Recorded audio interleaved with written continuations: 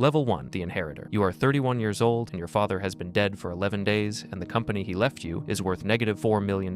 Not zero, negative. There's a distinction that matters. And your father's accountant, a small, careful man named Gerald, who has worked for your family for 22 years, explains it to you across a conference table that costs more than Gerald makes in a year. The debts are real. The assets are largely theatrical. Your father was a man who understood the appearance of wealth with a precision he never applied to its substance. What he left you is a beautiful machine that doesn't run. You sit in that conference table and you do the math that Gerald is too polite to do out loud. The estate covers roughly 40 cents on every dollar owed. The company will be liquidated. The house in Connecticut, your mother's house, technically, though she's been in assisted living for 3 years, though she still asks about the garden on her good days, goes to the bank. You will walk away from your father's death with a law degree you've barely used, a leased Audi you can't afford, and a reputation attached to a name that will shortly become associated with bankruptcy. You are not a criminal. You want that established early. You are, at this moment, simply a person for whom every conventional path has just been sealed. The offer comes through a college contact named Brennan, who was always the kind of person you kept at arm's length because he operated in that gray space between legitimate and not, and that space made you uncomfortable when you had something to protect. You have nothing to protect now. I know, Brennan reaches out 3 days after your father's obituary runs. He says he has an opportunity. He says it requires someone with a law degree and a legitimate corporate address. He says the compensation is $800,000 upfront, structured as a consulting fee, run through a properly established LLC that he'll help you build. He doesn't tell you what it's for. Not entirely. You ask enough questions to understand that it involves moving money through a series of corporate shells on behalf of people who need the money to appear to come from somewhere it didn't. You understand what that is. You studied securities law. You are not confused about what he's describing. You say yes in under 48 hours. Not because you're reckless, because you do the math. $800,000 covers the estate's shortfall with room to stabilize your mother's facility for another 2 years. You tell yourself this is a one-time transaction. You tell yourself the people whose money you're cleaning are probably not much worse than the clients your father's lawyers represented through 3 decades of corporate restructuring. You tell yourself that the law is a system of agreements, and agreements can be renegotiated. Corruption doesn't feel like corruption when it solves your problems. It feels like problem solving. You take it. Level 2, the architect. The mechanics are simpler than you expected. You establish Caldwell Advisory Group, your mother's maiden name, which feels both sentimental and strategically distant from your own. As a Delaware LLC, you open accounts at 3 separate banks. They are Brennan's people route payments through 2 European intermediaries that appear, on paper, to be licensing fees for proprietary financial analysis software that Caldwell Advisory Group has supposedly developed. The software doesn't exist. The analysis doesn't happen. The fees are real. You have a talent for this that you did not anticipate. The documents you produce are meticulous. The corporate structure you design has exactly the right number of layers, enough to create distance, not so many that the complexity itself becomes a flag. You understand how compliance departments think because you spent 18 months clerking for a financial regulator in your mid-20s back when you believed in the architecture of institutional oversight. That knowledge is now running in reverse. The $800,000 arrives over 6 weeks. In 4 tranches, clean as morning. You pay the estate debts, you move your mother to a better facility, private room, better staffing ratio, a garden she can actually see from her window. You pay off the Audi. You do not buy anything conspicuous. You open an index fund account and put $200,000 into it with the patience of someone who intends to be around long enough for compound interest to matter. Brennan introduces you to his principals. They are not what you imagine. No one is wearing a tracksuit. These are men who own commercial real estate in 4 cities, who have family offices, who serve on the boards of regional hospitals. The money they need moved is the margin between what they report and what they earn from operations that are, in some cases, illegal, but in most cases, simply aggressively underdeclared. Tax architecture? OT essentially, just with sharper corners. You tell yourself this distinction is meaningful. They pay well because you're good. They refer you because you're reliable. Within 14 months of Brennan's first call, you are managing structures for 7 separate clients with a combined annual throughput of $23 million. Your cut, after Brennan's fee, is between 6 and 9%. You are making more money than you have ever made. You are making more money than your father ever actually had. Level 3, the principal. You cut Brennan out at the 30-month mark. This is not a hostile separation. You make it economically sensible for him by settling a personal debt he's carrying with one of his suppliers, which costs you $340,000 and saves you approximately $2 million annually in his ongoing percentage. He understands. He's not happy, but he understands. This is how these things work, and Brennan has been in these things long enough to know when he's been outpositioned. You now control the relationships directly. This is how Caldwell Advisory becomes Caldwell Partners, which becomes, over the next 4 years, something that looks entirely legitimate from almost every angle. You bring in a structural engineer named Olivia, who is genuinely brilliant and genuinely unaware of what she's adjacent to. She designs the legitimate compliance framework, the auditable processes, the reports that regulators would find completely satisfying. She is your best hire. She is also, unknowingly, your most valuable shield. The money you clean for others funds the investment pool you manage for yourself. By year 4, you have $14 million in liquid assets across 6 jurisdictions. You buy a stake in a struggling logistics company that, with some restructuring and a capital injection, becomes quite profitable. The profit is real. The business is real. The foundation it stands on is not. But foundations become invisible once the structure above them is substantial enough. This is when you meet Daniel. Daniel is hired to run your operations. operations, scheduling, vendor management, the administrative skeleton of what Caldwell Partners presents to the outside world. He is 36, methodical, quietly funny in a way that catches you off guard. He has a background in corporate compliance at a mid-sized bank, a fact that should concern you more than it does. But you're running a company now, and you need competent people, and you tell yourself that the separation between what Daniel manages and what you actually do is sufficient. It isn't, but you don't know that yet. Daniel notices things. This is simply his nature. He notices that certain clients have no discoverable digital presence beyond what's filed with state regulators. He notices that the licensing revenue from the European software agreements shows no corresponding R&D expenditure, no development team, no patent filing. He notices that you have 3 phones, which is unusual for someone whose role doesn't require operational security. He notices and says nothing and keeps noticing. You like Daniel. He reminds you of who you thought you were going to be. Level 4, the figure. At year 6, you are worth, by any reasonable calculation, somewhere between $180 million and $220 million,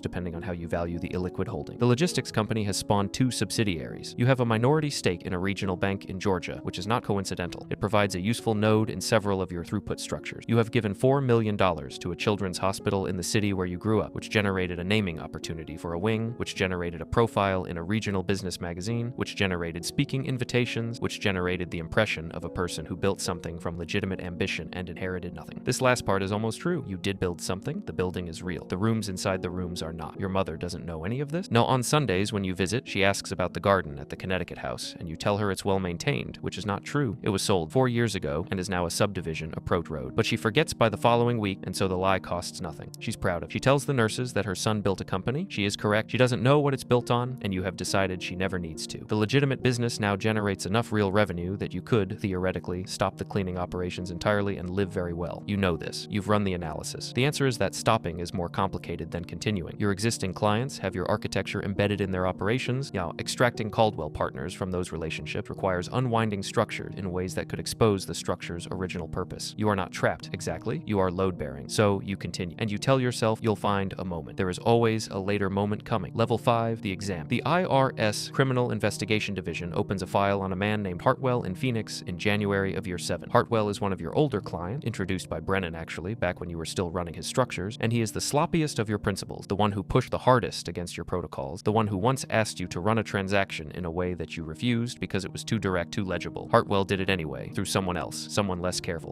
You don't know about Hartwell's IRS file, not immediately. What you notice is that one of your European intermediaries, a Luxembourg-registered holding company that touches 6 of your current client structures, goes dark for 11 days in February. Their compliance officer stops responding. Their attorneys issue a statement about ongoing regulatory review, that is the corporate equivalent of a body going very still when it hears something in the dark. You spend $180,000 retaining a former DOJ tax attorney named Priya, who is extremely good at her job, and who you tell a version of the truth, that you believe one of your clients may have been flagged, and that you want to understand the exposure architecture. Priya maps it for you. The exposure, she says, is limited but not zero. Well, she uses the phrase beneficial ownership tracing in a way that makes your ears register a frequency they hadn't registered before. You begin unwinding, not panicking, methodically. You pull Caldwell Partners back from 3 client relationships, citing internal policy review. You restructure 2 of the European nodes. You move $11 million into a Cayman trust that takes 6 weeks to establish properly, and which your attorney in Georgetown describes as very conservative, in a tone that suggests she knows what conservative means in this context. Daniel asks you, one Thursday afternoon in March, why the Luxembourg reports are no longer routing through the main compliance dashboard. He asks it the way someone asks who already suspects the answer. Honey, you tell him it's a temporary processing change while you migrate to new reporting software. You watch him write this down. You watch him not look up while he writes it. He nods. Makes sense, he says. He doesn't believe you. The fact that he doesn't say so is either loyalty or evidence gathering, and in this moment you cannot tell which. Level 6, the subject. The Financial Crimes Enforcement Network generates a suspicious activity report on Caldwell Partners in September. You don't know this either. What you know is that your contact at the Georgia bank, a senior VP who has been, let's say, accommodating, calls you on a Tuesday and tells you that a federal examiner spent 4 hours in their compliance department the previous week and was specifically interested in a category of wire transfers that happens. Now, in ways you can trace precisely to your throughput nodes. 4 hours, 1 category. That's not exploratory, that's directed. Priya, when you call her, is slower to respond than usual, and her first question is whether this conversation is happening on a clean line. You say yes. She says she'd like to meet in person. The day you meet her, she tells you that she's received a call from a colleague at another firm whose client overlaps with your structure. She doesn't name the client, you don't ask, and that there is, in her assessment, an active investigation that has moved past the data collection phase into something more structured. More structured means a task force, a formal one, with a name and a case number and an AUSA assigned. She gives you her honest professional opinion. So it takes about 8 minutes and costs you $12,000 for the hour and is the most valuable 8 minutes of your financial life. What she tells you is this: the investigation investigation will take 18 to 24 months to reach the point of action. In that window, you have options, none of them comfortable. You can cooperate proactively, which reduces exposure but requires disclosure. You can restructure aggressively and hope the investigation doesn't survive its own complexity. Or you can do nothing and wait and see how far it travels. She does not recommend the third option. She phrases this very carefully. You drive home from that meeting through 40 minutes of traffic and you think about your mother and the garden she thinks still exists, and you think about the hospital wing with your name on it, and you think about Daniel,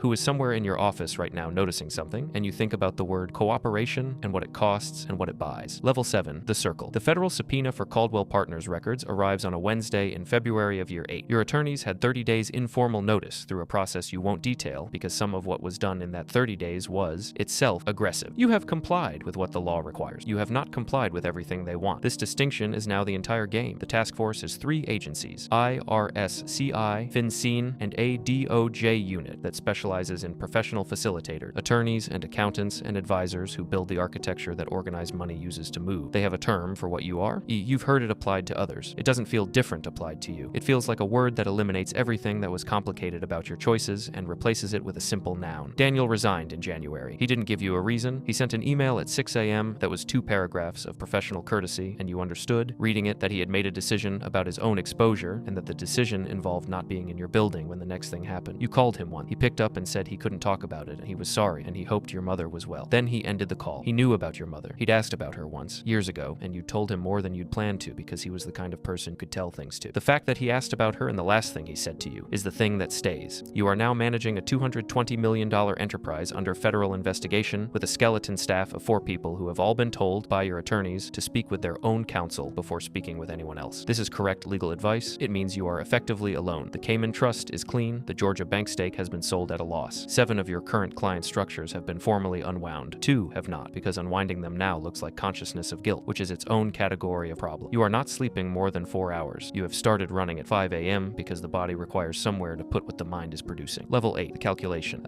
Priya tells you in March that the government has a cooperating witness. She doesn't tell you who because she doesn't know, or she suspects and won't say. You know, there are only 3 people who understood enough of the architecture to cooperate usefully, and 2 of them are offshore and 1 of them is Brennan, who you bought out. Brennan, who was not happy about it in ways he never fully expressed. Brennan, who is 61 years old and facing his 2nd federal exposure in 15 years, and who has, apparently, decided that what remains of his future is worth more than his discretion. You don't feel betrayed. This is what surprises you most. You feel like you're watching a mechanism work the way mechanisms work, and Brennan is just a component functioning correctly within a system designed to produce exactly this outcome. You built structures. Structures have load limits. This is what load limits look like when they are reached. The government's offer, communicated through Priya with several layers of professional distance, is a plea to a single count of conspiracy to commit money laundering with an agreed sentencing range of 24 to 36 months, substantial forfeiture of proceeds, and a cooperation obligation that requires you to provide testimony and documentation regarding your client's underlying operation. 24 to 36 months, plus forfeiture. The forfeiture number they're proposing is $47 million,